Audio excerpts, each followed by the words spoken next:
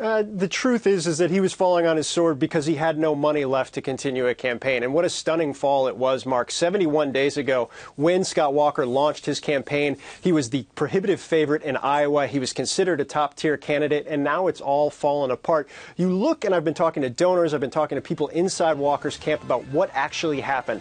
Obviously, top line, he ran out of money, but there's a number of reasons why that actually occurred. Top among them was just mismanagement with his finances. He hired too much staff. He tried to run too much of a national campaign, and he wasn't a very good fundraiser. But there was also Scott Walker, the candidate. He didn't have a consistent message. He got tripped up on things like whether he believed in evolution, whether he believed in birthright citizenship, or then revoking birthright citizenship. So, Mark, there are a lot of elements here, and while certainly his message yesterday was it's time to coalesce around somebody not named Donald Trump, the bigger problem Scott Walker had wasn't Donald Trump, it was himself.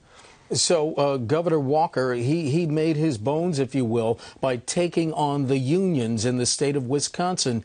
Why did that never resonate, and why did it seem that he didn't mention it? It wasn't even a topic of discussion at the last debate.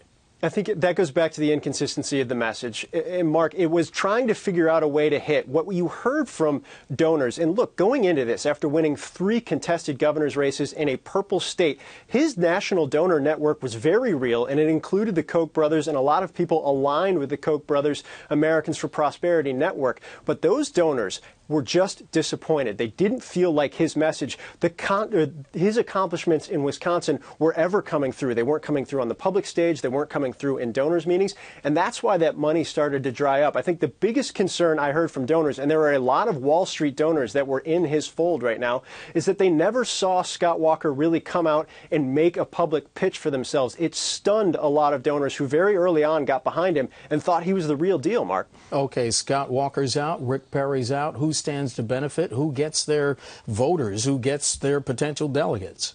The voters is going to be most interesting because, look, when Scott Walker got out of the race, the latest CNN poll had him below 1% nationally. So it's not like there was a huge number of voters that were going to migrate from one way or the other. I think it does go to the money, though. And I talked to a bunch of donors last night, all of whom had already pledged to Scott Walker. And they mentioned a few names where they're likely to go. Marco Rubio, the Florida senator, Jeb Bush, the former Florida governor, Carly Fiorina, who we just heard from, has had a couple of stellar performances in debates. She's now piqued everybody's interest. Then you have John Kasich, the Ohio governor, who's really got a one-state strategy focused on New Hampshire.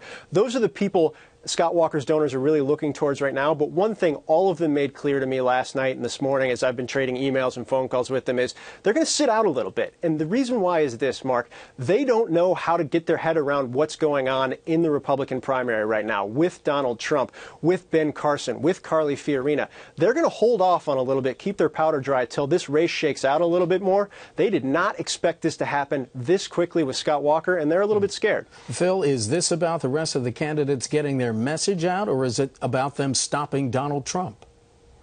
What you're going to see, and I think the message that Scott Walker had last night is one I've been hearing behind the scenes from top Republican establishment consultants over the better part of the last couple of months. Club for Growth, a conservative group, has already started to launch ads against Donald Trump. You're going to see money from outside groups start to target Donald Trump, and you're going to see a lot of opposition research start to flood out from campaigns into the media attacking Donald Trump. I was talking to one campaign aide 2 days ago who said, look, when it comes to Donald Trump, you don't need one person doing opposition research.